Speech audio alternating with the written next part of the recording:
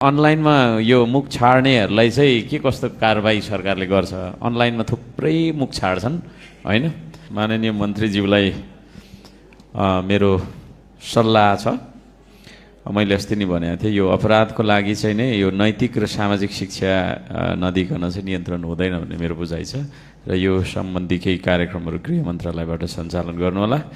अर्को, यो सिमानामा लागु औषध तस्करी थुप्रै हुन्छ भन्ने छ, यो विभिन्न नाकाबाट, त्यसको लागि पहल गर्नुहोला भन्ने सल्लाह दिन चाहन्छु।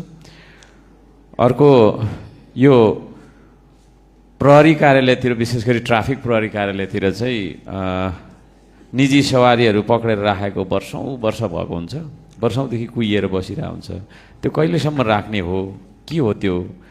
त्यसलाई चाहिँ नि के कसरी व्यवस्थापन गर्ने, त्यसतर्फ ध्यान दिनुहोला भन्न चाहन्छु। र यो अनलाइनमा यो मुख छाड्नेहरूलाई चाहिँ के कस्तो कारबाही सरकारले गर्छ? अनलाइनमा थुप्रै मुख छाड्छन् हैन, त्यसबारेमा पनि यहाँले ध्यान दिनुहोला।